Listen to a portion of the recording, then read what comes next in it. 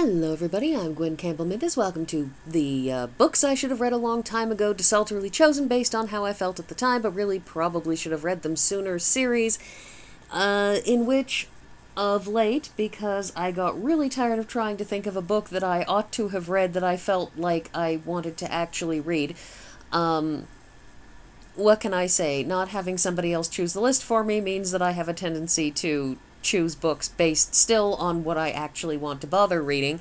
I have decided to do all of the Arabian Nights, which means I am now on volume 2. As I said last time, this is not the cover of what I am reading. This is just another cover because I thought I should have something decorative there. So this is, well, volume 2. And as I had mentioned last time, the footnotes are frequently lengthy and very, very interesting if you find these sorts of things interesting. So here I'm going to give you a few excerpts from those notes. And, some of them are what you would expect in a footnote, little bits like, cousin is here a term of familiarity, our cuz.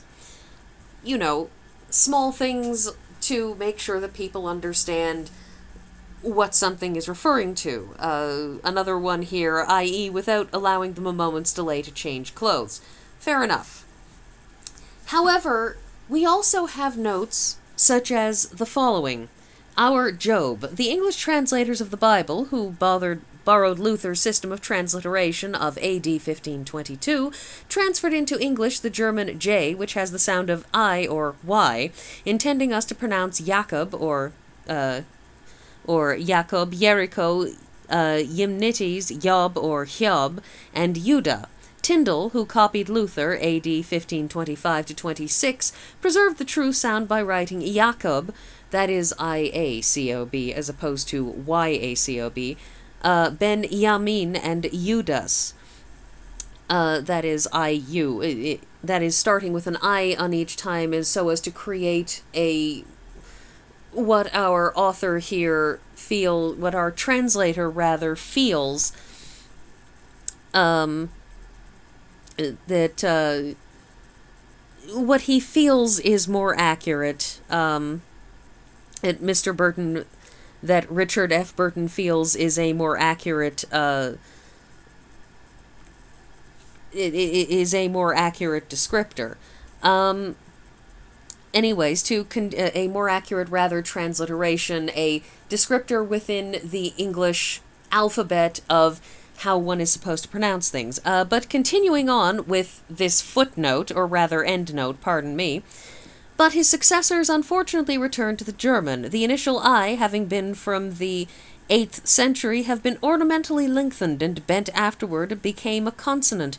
The public adopted the vernacular sound of J, da, and hence our language and our literature are disgraced by such barbarisms as Jehovah and Jesus for Jehovah and Jesus. Future generations of school teachers may remedy the evil, meanwhile we are doomed to hear for the rest of our days Jerusalem, Jerusalem! Exclamation point, etc. Nor is there one word to be said in favor of the corruption, except that, like the Protestant mispronunciation of Latin and the Erasmian ill-articulation of Greek, it has become English, and it has lent its little aid to dividing the Britons from the rest of the civilized world. He does this often. It's a very sharp, very sarcastic sort of footnote. He seems unable to help himself.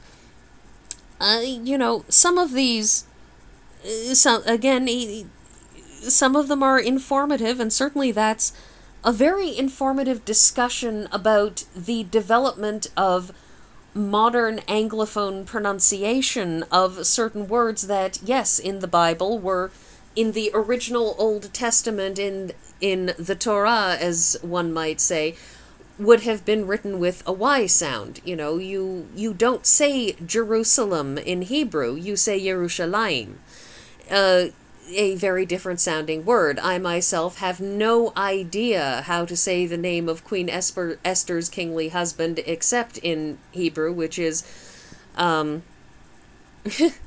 pardon me, Achashverosh, which I don't actually know what the English of that is.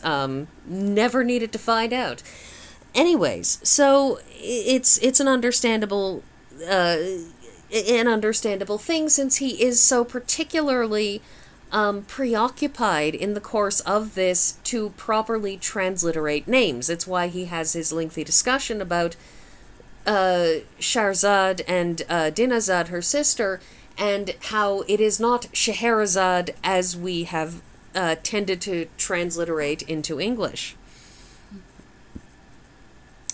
So we have various discussions in these footnotes. The stories, of course, continue to be a variety of things. This second section does not have any stories that involve the genuinely speculative. It doesn't involve any jinni or magic or other such things. I mean, there are a lot of fantastical poisons and so on that, cause instant deaths of various kinds, but it's nothing that you would look at and say, well, this could only be achieved by some magical being. No.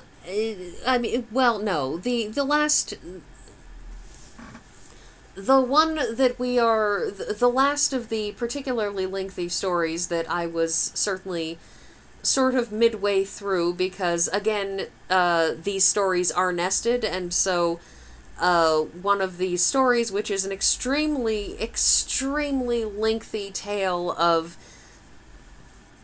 that starts off as being about the eldest son of a king and his various adventures, and gradually turns into the tale of his two younger siblings, which then turns into the tale of the vengeance of the evil witch lady. Now that I think of it, it actually does have magic in it, because the evil witch lady uses magic to pull what is, in effect, a Harry Potter Notice Me Not, to sneak around various armies.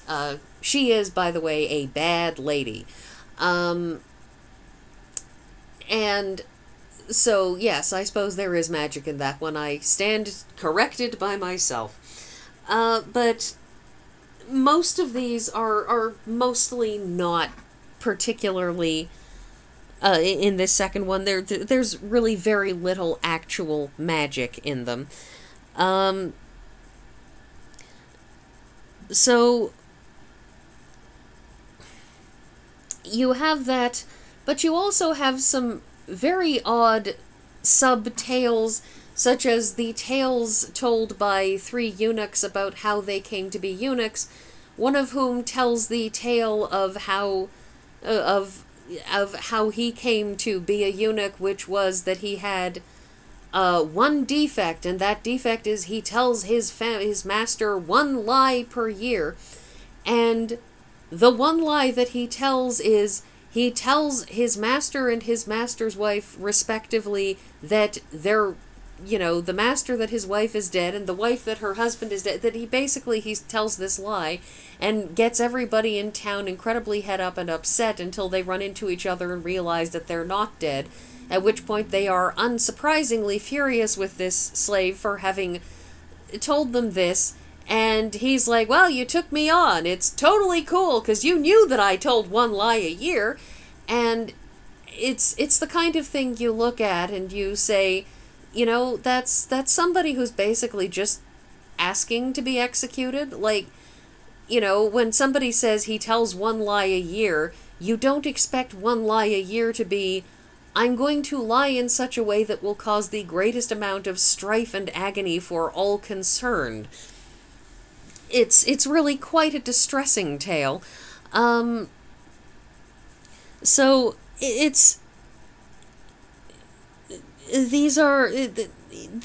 stories continue to also be really very strange at times. As I said, like that story of the slave who said, how I became a eunuch was I told one lie a year, and when I told my new master and mistress this one lie, and I said, ha, you knew that I had this, and so they, castrated me. And the answer to that is, given the cultural milieu you were in, you kind of were asking for it. Because, seriously, people who do that kind of thing are asking for something, and it's not a positive something. Uh, so,